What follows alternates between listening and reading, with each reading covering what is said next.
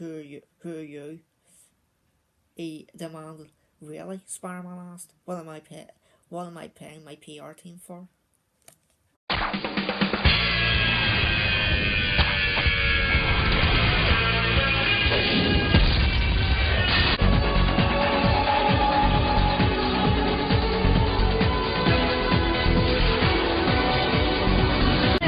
Spidey fans, fasten your seatbelts for an epic Spider-Man video flip.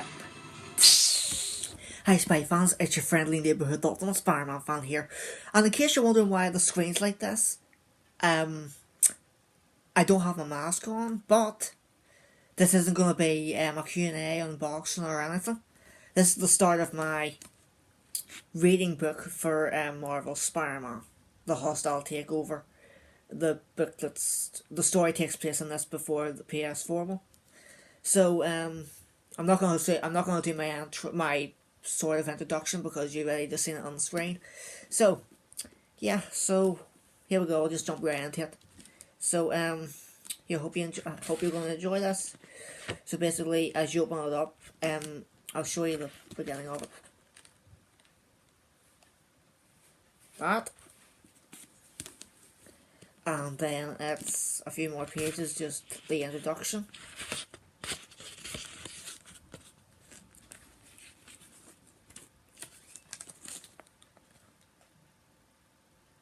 Yep.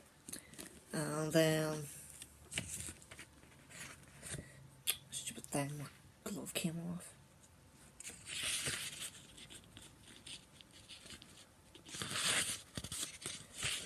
Okay. Right, chapter 1. So I'll just keep the book. I'll just move a wee bit closer to the camera. Right, so here we go. New York City had everything, and that was usually a plus. But not so much when that something was a snake store, or was it still a plus? Maybe the weird, gross, and possibly dangerous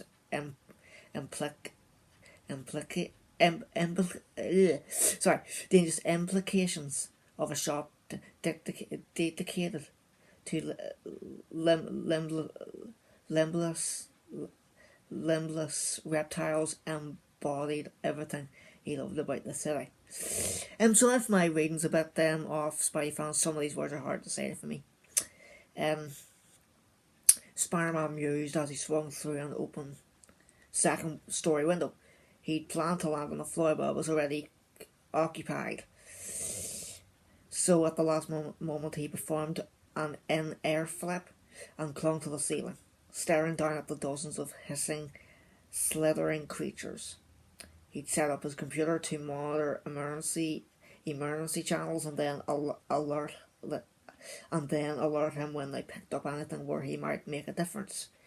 Fires, robberies, and the all too frequent appearances of villains doing super bad things. He'd also played with the coding to catch anything that might be, well, amusing. It was Saturday night and his girlfriend, Mary Jane, was off doing something she didn't want to tell him about, and he'd wanted to be diverted. So snakes. He'd chosen snakes and he'd gotten snakes. There was a lesson in there somewhere. He thought maybe that when life gave you options, it was best to choose more carefully.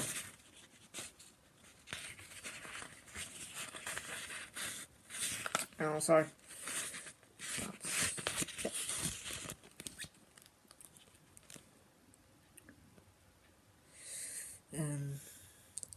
In perfect New York style, Steve's Serpent storehouse wasn't just a small curbside shop he could scan with a single glance. It was located in an old, narrow, multi-floored brownstone, with each of its many rooms dedicated to a different variety of reptile, venomous, non-venomous, constricting all your slithery needs in a single location. A true confidence for the busy snake shopper and for the busy snake thief.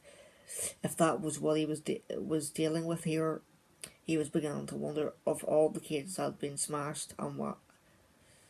Sorry, all of the cages had been smashed, and while some of the animals might have been collected, he couldn't tell for sure. To add to the confusion, he was starting to get a headache from the smell.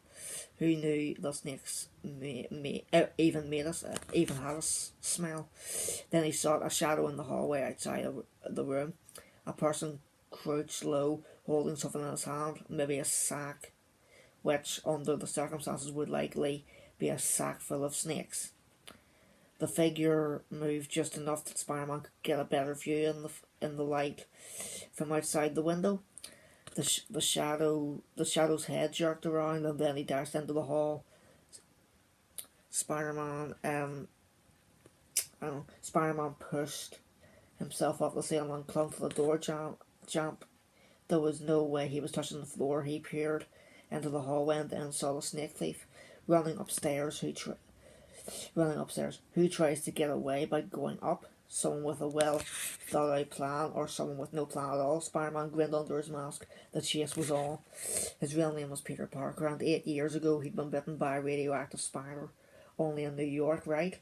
The encounter left Peter with spider abilities. He could leap incredible distances, cling to almost any surface, and sense when something threatened him, allowing him to leap, dodge, roll, or twist his way out of dangers others might not notice. While the spider bite had enhanced his body, giving him enhanced strength, stamina, and reflexes, Peter's mind had done the rest. He designed his now ironic red and blue suit, which offered anonymity. Sorry, can't say that word. Anonymity, protection, and comfort, all while making him look cool if he did say so himself. He designed web shooters which helped to propel him across the city and enable him to snare victims. Peter had always loved science, inventing and tinkering.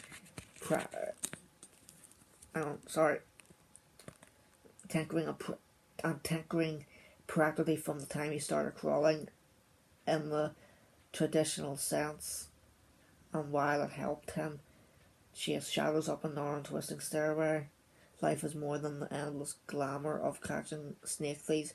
In his day job, he worked in a laboratory which allowed him to focus his mental skills on challenging and important research that in its own way made a difference. Though exciting, it was way more than a 40-hour-a-week job. So Peter had to find the time to be Spider-Man, more than a desire, it was a responsibility. And he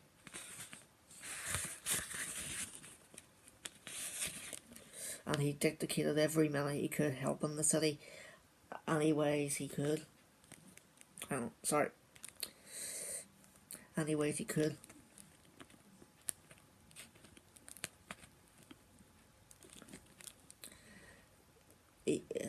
Any way he could. He stopped bank robbers and carjackers and muggers, rescued people trapped in collapsing buildings, and rushed victims to the hospital. He also seemed to be spending more of his time facing guys who wore suits and possessed their own unique abilities. Criminals like the Rhino, the Scorpion, the Lizard, Shocker, Electro. The list went on and on. It seemed as if there were more of these supervillains every day. They, like Peter, had been granted powers by chance, fate, or design, but unlike Peter, they didn't choose to use these powers to help others. Someone had to keep them in check. That sometimes meant spectacular confrontations. Broken glass, brick, and concrete turned to powder, fire, electricity, explosions, and mayhem.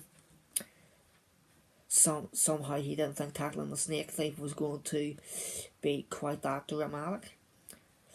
This was going to be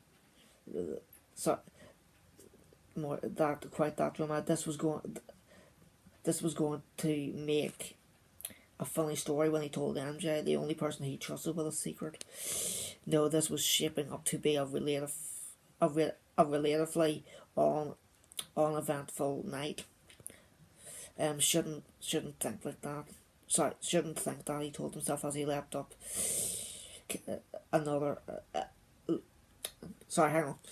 He told himself as he leapt up another flight of stairs too fast for an ordinary eye to follow. I might jinx myself.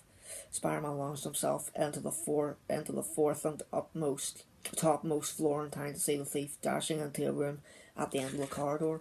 The guy was fast, not superpowers fast, but definitely track star fast. The the embodiment light was still bright up here, and he caught his first glance at the thief. Sorry for repeating myself, Spidey-Fans, just sometimes I'm actually losing my place here. He thought probably not even 20. He had short hair, dyed the colour of a tennis ball, and big brown eyes, and the barest hint of a moustache. His face was round and babyish, though, and he might as well have been wearing a t-shirt that said, "I have no idea what I'm doing." As the web slinger entered the room, the guy reached into an open tank and grabbed the snake, which he hurled at his pursuer. The thief had a good throw. This was a big snake, too, as thick as his arm and twice as long. It had been balled up, probably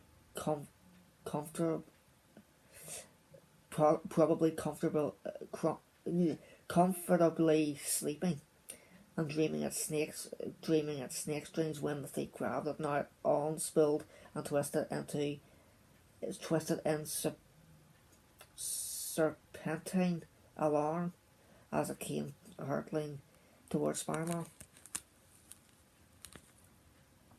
It would have been easy to dodge, but it was a living creature, and even slitherly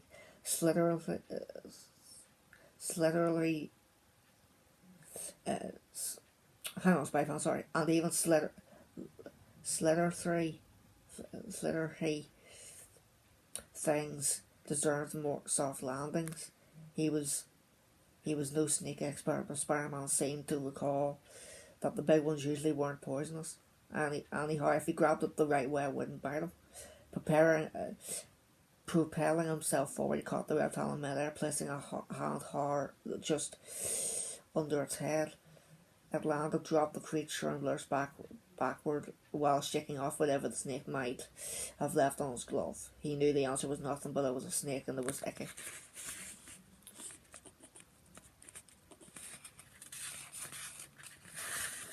Flip. So long first chapter. Didn't think it would be this long of a sorry, what was that last word again? It was icky. With the snake safe, Spider-Man turned in time to see the thief leap out the open window as if he could fly. Seriously, sprinting to the window, he stuck his head out in time to see the snake thief land on an awning 2 stories down, bounce onto another lower awning, and then stick the landing on the street. With his bag of snakes clutched in one hand, he glanced up, spun and raced in the direction of the river, shooting his webs onto the side of a building. Spider-Man hurled himself forward, then again, and then again. It was as close as he could get to flying, and it never got old. He had a mic and earpiece embedded in his mask, so while he propelled himself westward, he toggled his phone to give MJ a call. There was no way to begin a conversation with your girlfriend. Then I'm chasing a guy holding a bag of snakes, but once again she didn't answer. Briefly, he lost track of his quarry, but then he saw that the thief, who had a decent head start, was making his way toward the Manhattan cruise terminal. It seemed like a pretty stupid destination. He could hide out in any of the Dr. D commissioned ships there, but there'd be no escape except the river. Besides, Spider-Man's aerial view would make it almost impossible for the thief to elude him. He'd escape him more like. He'd never been to the cruise terminal or on a cruise ship for that matter, so this would be a novelty, sort of like the snake store but without the icky part. He imagined an impossibility, luxurious place that during the daytime would be filled with men in top hats and women who code while feeding treats to their tiny lapdogs. The reality was more like a giant parking garage spotted with poorly maintained buildings of flick paint like um Asama Asama docks that reminded him of hastily set bones jutted out into the river, some of them sporting dark ships that loomed as insert, insert, sorry, inert as felled trees. The thief chose one of the docks and hurried toward what looked like a decommissioned ship that was speckled with massive patches of rust and alloy. There was no way onto the ship, however, so it looked like the end of the line. Swinging forward, Spider-Man let loose with a blast of weapon that wrapped around both the thief and one of the dock's concrete posts. Mission accomplished, sort of. This was one of the things that made being Spider-Man frustrating. He'd caught this guy in the act and he apprehended him. Still clutching his bag of stolen reptiles, he would now call the police. But chances were the thief would never be charged. He could argue that Spider-Man had abducted him and planted the evidence. It would be hard to prove otherwise. Yeah, the guy was just a snake thief, but people guilty of much bigger crimes had gotten away after he put everything he had into stopping them. One criminal in particular had gotten away with far too much, something that never ceased to haunt him. One problem at a time, Spider-Man took the bag.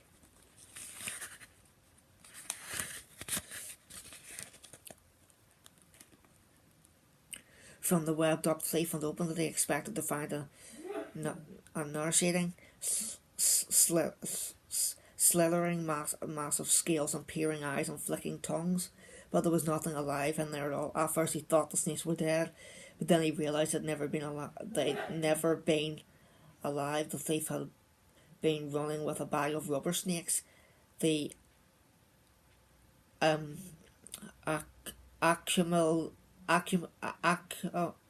accumulated wisdom of my life experience tells me I really shouldn't ask, Spider-Man said, but I'm going to anyway. Anyhow, why did you break into a snake store to steal a bag of rubber snakes? The webbing that coiled around his torso really didn't do much to make the thief look any less clueless. Who are you? He demanded. Really? Spider-Man asked. What am I paying my PR team for? You're one of them superheroes. So is the who are you more of a philosophical question? Sorry, the thief said, I just get nervous sometimes, Perfectly normal given that you've been apprehended while committing a stupid felony. Spider-Man assured him. Now let's start by talking about why you would steal a bunch of rubber snakes. I didn't, the thief said. Spider-Man sighed. Okay, let's start over. So I'm not just laughing on camera. I just find this funny. I find this funny off camera too. Let's start over. I'm Spider-Man. I thought you were Daredevil. Do I look like Daredevil? Kind of, the thief said, but kind of not. Less horns and more webs. Spider-Man went for the theoretical cough into his bald fist. How about you tell me your name? Andy, the guy said brightly. He looked pleased to know the answer. Okay, Andy, I caught you after you broke into the snake store and you ran away clutching a bag of rubber snakes. Walk me through that. I didn't get a chance to steal anything, Andy said. You showed up and messed with the plan, so I didn't do anything wrong. The rubber snakes in there are mine. I paid for them. Don't ask, Spider-Man told himself. There was nothing to begin by asking. He asked anyway, and you brought them with you. Why exactly? So the snakes I put in the bag wouldn't get lonely. The webfinder made a deliberate decision to spare Andy's feelings and not facepalm in front of him. I had a list, Andy continued. A guy was looking for particular snakes. No ordinary snake would do. Spider-Man concluded. Right, but you showed up and then things went bad, so I didn't say anything, so I'm not in any kind of trouble, right? What for breaking into a store and destroying private property? Spider-Man asked dryly. Surely there's no law against that. Come on, S-Man, Andy persisted. No harm, no foul.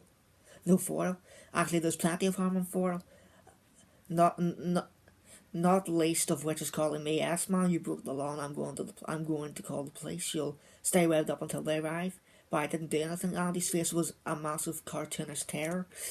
I think we've covered this already. Spider-Man said, "Maybe you want to review your notes." I knew I shouldn't have done it. Andy said it was my brother's idea. He said it would be easy money. But I guess I should have known he wasn't being straight.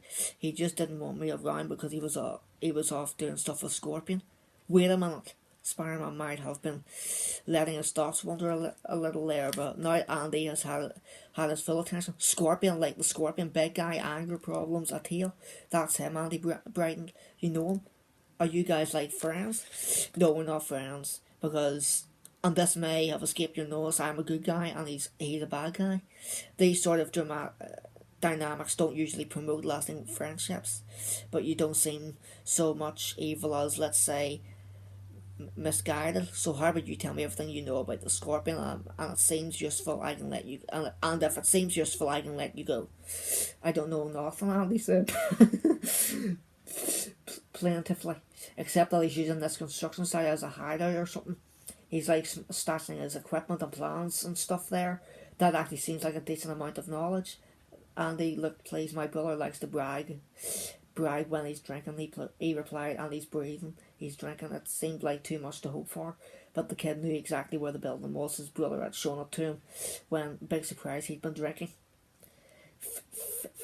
Figuring he'd gotten everything he was going to get out of Andy, Peter sprayed at the solving agent on the webs. Okay, get out of here. The kid looked over his gym bag. Can I go back to the store and get my snakes? Andy, Spider-Man said in a warning tone, like a parent talking to a toddler. Right. Andy nodded. No more stealing. Spider-Man let out another sigh. Andy, what do you do all day other than listen to your drunk brother? The kid shrugged. I don't know. Come up with plans, I guess. Listen, you seem like a nice enough kid. I've got an idea that's a lot better than sticking you in a cell. There's a place in Little Tokyo, Spider-Man said. It's called Feast, and it's where the homeless go for help. They could really use some volunteers, and you'd pick up some remarkable skills working there. It's a win-win kind of thing. What do you say? Andy's face lit up again. That would be great. I like being helpful. Okay, then you should skedaddle before the cops show up. With that, the web slinger turned and shot out a strand, pulling himself into the air. This had been an amusing and occasionally frustrating little interlude, but now there was something really exciting in the works. Ruining the Scorpion's night seemed like a good way to make the night very eventful. Okay, Spidey fans, that's actually going to be it for this video. So that's on to chapter 2 now. So give me 1 wee second so I can put my bookmark in there, just until I just end the video there. So yeah, thanks for watching. So yeah, hope you enjoyed this, and yeah, there will be a heck of a lot of parts. So there's 37 chapters in this, I think, because like I said to my broadcast, or I think I did, the ending of this book is the start of the game. So yeah, other than that, thanks for watching, and yeah, I'll see all you Spidey fans in all of my next epic Spidey videos. It's your friendly neighbourhood, the ultimate Spidey fan, over and out. Spider-Man does whatever a spider can. Spins a web any size, catches thieves just like flies. Look out, here comes the Spider-Man.